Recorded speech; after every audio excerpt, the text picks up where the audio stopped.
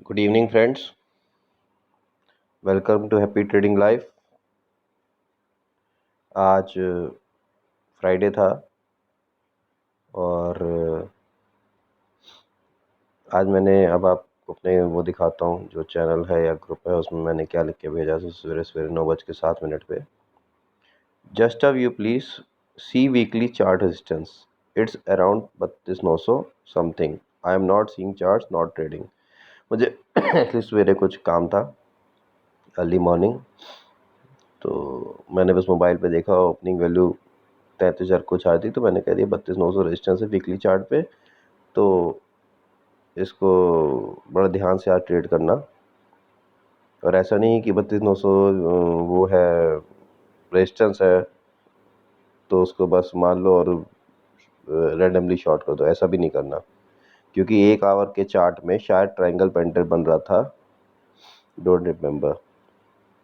मैं 1-2 दिन पहले मैंने देखा था कि 1 आवर का चार्ट पे ट्रायंगल पैटर्न बन रहा था जो कि ब्रेक होना था, और वही आज शायद ब्रेकआउट होके ऊपर गया और लाइक वीकली रेजिस्टेंस था तो उसे रिस्पेक्ट करना था, नीचे आना था।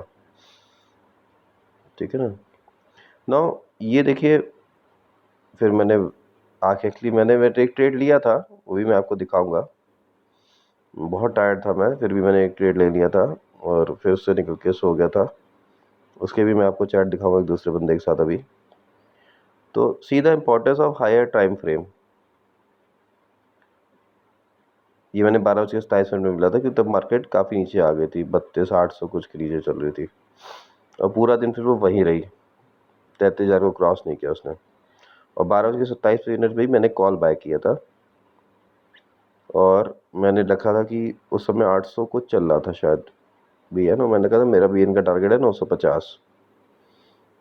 देन आई रियलाइज की एक्सपायरी जो है वेडनेसडे की है, तो मैंने उसको फिर बुक कर लिया। मैंने कहा डिके विके का बहुत चक्कर है, फ्राइडे है, कहीं जानी नहीं है मार्केट, तो कोई फ़ायदा नहीं, तो मैंने थोड़ा प्रॉफिट लेके बुक किया, लाइक अराउंड 30 पॉइंट्स और सो।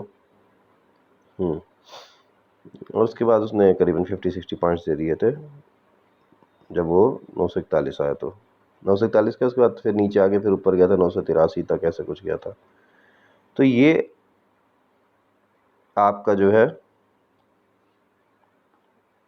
Time frames, multiple time frames जो होते हैं, बड़े टाइम फ्रेम्स, खासकर बड़े टाइम फ्रेम पे आप कुछ वर्किंग करते हैं, उनके लेवल्स ज़्यादा इंपॉर्टेंट होते हैं रादर देन छोटे टाइम फ्रेम से। छोटे टाइम फ्रेम होता है एंट्री के लिए, पर लेवल्स जो होते हैं बड़े टाइम फ्रेम्स पे होते हैं। सॉरी। और मैं आपको अगर आपको अपना ट्रेड दिखाऊं, पोर्टफोलियो ये मेरा 2146 है। ये फ्यूचर एक्चुअली मैंने बाय नहीं किया था, मैं एक्चुअली फ्यूचर में एक हेज बनाना जा रहा था, बट वो बना नहीं क्योंकि मार्जिन उन्होंने कह दी शॉर्ट है। मैं एक नई चीज़ ट्राई कर रहा था, तो मैं फ्यूचर से निकल गया था। और ये 32,500 सी जो मैंने बाय की थी, ये देखिए 725 पे बाय की, 753 पे निकल गई। मेरा टारगेट था करीबन 770-80 के आसपास का, क्योंकि वो उसका रेजिस्टेंस था। और देखिए क्लोज हुआ है 710 पे, तो वही आज दिखे हुए का था। मैंने इसका और ऑर्डर लगाया था पर वो आया नहीं, मैंने इसका नीचे ऑर्डर लगा दिया था 600 कुछ रुपए का, तो वो आया नहीं। और जो सबसे पहला मेरा ट्रेड था वो मैं आपको दिखाता हूँ। जस्ट वही एक और मेरी ट्रेंड लाइन बनी हुई थी चार्ट पे, पुरानी बनी हुई थी, मैंने मोबाइल पे ही देखा था, तो मैंने 9:20 पे पुट बाय कर लिया। अब ये देखिए होता क्या है, आप जल्दी पुट बाय कर लो, क्योंकि अभी उसने वो ट्रेंड लाइन को टच नहीं किया था। वो करीबन ट्रेंड लाइन आ रही थी 32,200 कुछ पे वैल्यू पे, और ये चल रहा था 32,170 के आसपास। बट मैंने बस यही सोचा कि 33,000 का पीई है, तो इसको पता नहीं लोग शॉर्ट कर रहे होंगे, नहीं कर रहे होंगे बड़े सेलर्स, और ये ठीक है 440 का लेवल ठीक है, कोई इतना बुरा नहीं है। और मेरी व्यू भी था कि क्योंकि मार्केट अभी 33,100 कुछ चल रहा है और 32,900 के आसपास आना ही है मार्केट को, तो मैंने उस व्यू से लेके बाय किया 2 लॉट। फिर मैंने 2 लॉट और बढ़ा लिए जब वो 413 आया, और मैंने अपना टारगेट लगाया था, फिर टारगेट कैंसिल किया। और ये मैंने जो 416 दिख रहा है, ये 424 पे मैंने मार्केट मारा था कि चल 2 लॉट निकाल देते हैं, पोजीशन बड़ी हो रही है, बहुत थका हुआ हूँ, वैसे मुझे देखना नहीं है। और इसलिए 2 लॉट निकाल दिए थे 416 पे ही। तो ये जो 13 का 16 गया ये कुछ नहीं हुआ, ये तो ब्रोकरेज हुई। 439 का मैंने एक लॉट 432 पे निकाल दिया क्योंकि मैं बहुत थका हुआ था, मैं सोना चाह रहा था और मैं टारगेट लगा के सो रहा था कि अब इसके बाद मेरे को कोई चिंता की बात नहीं है, बिकॉज मैंने पैसा कितना लगाया है, लाइक 10,000 रुपये। तो मैं निश्चिंत होकर सोना चाह रहा था बस। और मैंने टारगेट लगाया था, आपको यकीन नहीं होगा, 600 का टारगेट लगाया था मैंने कि नीचे आएगा 600 जाएगा। बट नींद मुझे पड़ नहीं रही थी क्योंकि ट्रेड चल रहा था। तो मैं बार बार उठ के देख रहा था, वो वहीं घूम रहा था, 430, 440, 430, 425, 420, 410, 440। काफ़ी देर थकाया इसने। फिर जब 472 आया तो मैंने कहा यार हटाओ, लो सो जाओ। उसके बाद मैं सो गया 10:30 बजे।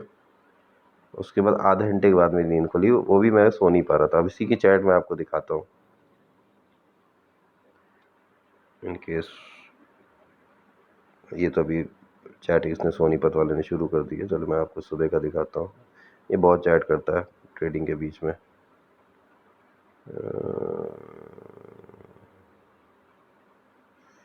ओके, यहाँ तो सुबह की दिखाते हो आगे हुई। हाँ देख लीजिए, राइट। ये आज की मुझे आज 1,000 रुपये कमाने हैं आज, उसका प्लान बताओ। मैंने कहा कि मैं तो अभी घर पर ही नहीं हूँ। Okay, tired sleeping now. 9:30 बजे मैंने लिखा कि मैं सोने जा रहा हूँ। मतलब मैं सोना चाह रहा था उस समय, तो सो नहीं पा रहा था। क्या हो गया ऐसा?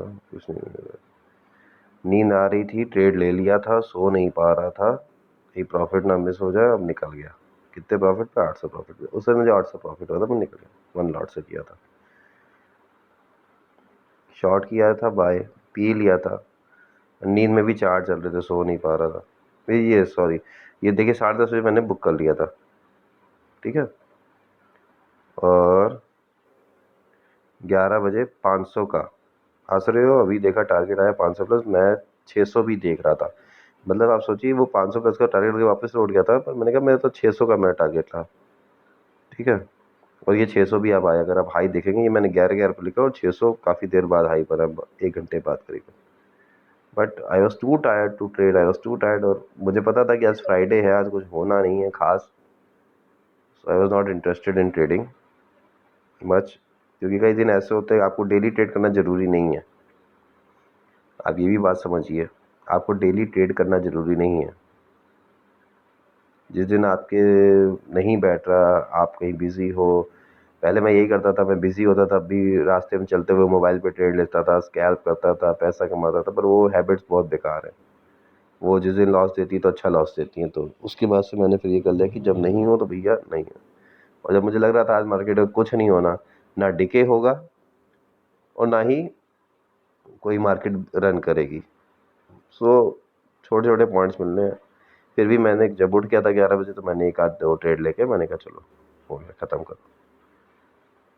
तो किस दिन क्या करना है, कैसे करना है, और बड़े टाइम फ्रेम्स की इंपॉर्टेंस को समझिए आप। बड़े टाइम फ्रेम्स के जो लेवल्स होते हैं वो ज़्यादा रिस्पेक्ट करते हैं, क्योंकि बड़े ट्रेडर्स बड़े टाइम को फ्रेम को देख के काम करते हैं लेवल्स पे, और छोटे ट्रेडर्स को वो फंसाते हैं छोटे टाइम फ्रेम पे। जितने भी मार्केट में चीज़ें चल रही हैं, फेमस चीज़ें चल रही हैं, क्रॉसओवर्स और RSI एंड ब्ला ब्ला ब्ला, जो भी, वो ऐसा मैनेज करते हैं कि वो बस, मतलब बोलते हैं ना कि जैसे क्रॉसओवर हो जाएगा तो ये आप ट्रेड अकाउंट मान लीजिए, कोई छोटा टाइम फ्रेम, छोटे EMA बड़े EMA को नीचे से ऊपर क्रॉस किया, फॉर सपोज 20 ने 50 को नीचे से ऊपर क्रॉस किया, तो like it is a crossover हो गया। तो ये अब भागेगा मार्केट ऊपर। वो at the top of the market जाके बनवाते हैं ताकि लोग वहाँ पे बाय करें। आप देखिएगा ये चीज़ बहुत बैंक निफ्टी में, खासकर बैंक निफ्टी में क्रॉसओवर जो होगा ना, वो at the top positive crossover आएगा, और एट द बॉटम जो उस दिन का लो बन रहा होगा वहाँ नेगेटिव होगा। ऑफ कोर्स जिस दिन ट्रेंडिंग होगा या जिस दिन ट्रेंडिंग हो रहा होगा उस दिन नेचुरली आएगा, उस दिन मतलब वो बनाने वाली बात नहीं है। लेकिन जिस दिन ट्रेंडिंग नहीं होगा तो आप जनरली देखोगे कि ये नहीं कि वो बीच में कहीं आया हो मार्केट में, लाइक मार्केट अभी ऊपर जा रहा है और बीच में क्रॉस ओवर ना, वो एकदम टॉप पे जाके आएगा। आप बहुत बार नोटिस करने का ये चीज़। तो जो मार्केट की एनालिसिस होती है वो अलग टाइप से चलती है, ठीक है ना। मार्केट अलग तरीके से चलती है। अब हम आज का चार्ट देखें अगर, शायद इसमें मुझे जो ट्रेंड लाइन दिख जाए जो मेरी आ रही थी, मे बी इसमें थी या नहीं, ज़ीरोधा वाले चार्ट में थी शायद। चलिए, तो मैं आज इसकी एनालिसिस क्या करूं जब मैंने खुद कोई एनालिसिस के बेस पे ट्रेड नहीं लिया था। बस मेरी कोई एक पुरानी ट्रेड लाइन बनी थी वीकली चार्ट वाली, वो मुझे दिख गई तो मैंने उस बेस पे ट्रेड लिया था। जी, ये आई, यही आ रही सारी ट्रेंड लाइन, हाँ ये सीम बनी हुई थी।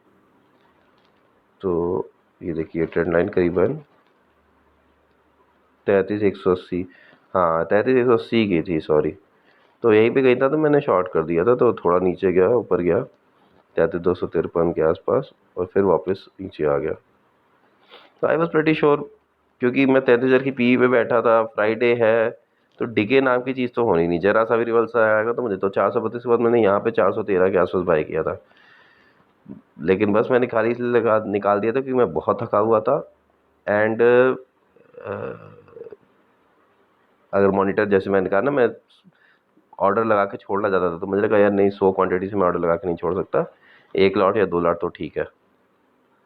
तो फिर वो जैसे वो नीचे आया तो मैंने उसको मारा, लेकिन वो करीबन 10 पॉइंट नीचे कटा,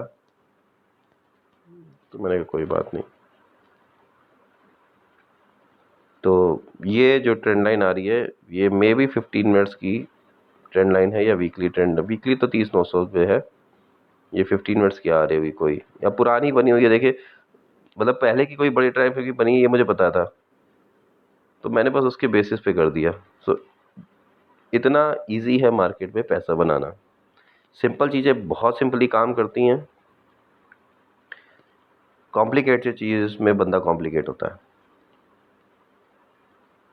और इसमें मार्केट में मेन सभी आपसे कहते हैं, मैं भी कहूँगा, रिस्क रिवार्ड मेन काम करता है। अगर आपको लॉस लेना आ गया, अगर आपको रिस्क आ गया कि हाँ मैं इतना रिस्क ले रहा हूँ, जैसे मैं क्या 4 क्वांटिटी के साथ भी बैठ सकता था, 4 मतलब 4 लॉट के साथ क्या था, मेरा 40,000 रुपये लगा था। फ्राइडे था, अभी 4 दिन बाकी थे, कोई ऐसा तो नहीं था तूफान आने वाला था। एनालिसिस मेरी थी वीकली की 30,900 का है तो 30,900 के नीचे क्लोज करना चाहिए, बहुत ज़्यादा होगा तो उसके आसपास ऊपर थोड़ा क्लोज कर देगा, ब्रेकआउट देगा तो भागेगा है नहीं, क्योंकि ऐसा कोई अच्छा हो नहीं रहा है मार्केट में कि ब्रेकआउट देगा तो एकदम भागने लगेगा मार्केट। तो उस हिसाब से फ्राइडे के हिसाब से मैंने बाय कर लिया था। तो अब बैठने को मैं 4 क्वांटिटी से भी बैठ सकता था और टारगेट लगा के छोड़ देता तो अच्छा प्रॉफिट भी होता, पर नींद ही नहीं पड़ रही थी इस चक्कर में। तो मुझे लगा यार मुझे सोना ज़रूरी, तो मैंने कहा निकल के बुक करो और सो। तो एनालिसिस के बेसिस पे तो मैं यही बताऊंगा। हाँ, दूसरा मैंने कब लिया, जो सी बाय किया था 12.27 पे, वो ज़रूर देखना चाहेंगे। 20, 12, 25 से 30, हाँ ये अब यहाँ पे मैंने लिया। अब ये देखिए क्या है, बैंक निफ्टी गिरता चला आ रहा है, एक उसने वो बनाया, क्या बोलते हैं, रिट्रेस किया, फिर गिरा, 1, 2, 3, 4, 5, 6 6 5 मिनट्स की कैंडल से लगातार गिरा, यानी 30 मिनट तक लगातार गिरता रहा बैंक निफ्टी, ठीक है। और उसके बाद उसने एक रिवर्सल दिया।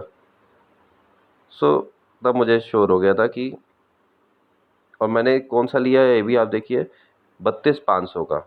मैंने कोई OTM नहीं लिया, मैंने 32,500 का लिया कि मुझे पता था कि डिके वो नहीं होगा जल्दी या ज़्यादा नहीं होगा। पर देन आई रियलाइज्ड कि हाँ, और मैंने 950 बोला था ना टारगेट, तो ये देखिए 941 आ गया था, ये 12.53 पे। कैसे लिया था टारगेट मैंने, ये यहाँ पे आया, ये यहाँ पे 2 बार सपोर्ट लेके गया, 929 और फिर 935।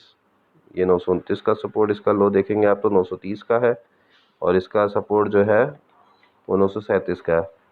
तो मोटा मोटा 950 तक आएगा, इसी सपोर्ट से वो वापस होगा, मतलब वहाँ से रेजिस्टेंस लेगा, तो 941 तक आया। इतनी होती है सिंपल एनालिसिस, आप उसे कॉम्प्लिकेट ना करें तो बहुत सिंपल है। प्राइस एक्शन अगर आप सीख गए तो आपको कुछ सीखने की ज़रूरत ही नहीं है। सो फॉर एनी हेल्प आप मेरे नीचे दिए व्हाट्सएप नंबर पे व्हाट्सएप कर सकते हैं, कांटेक्ट कर सकते हैं मुझसे।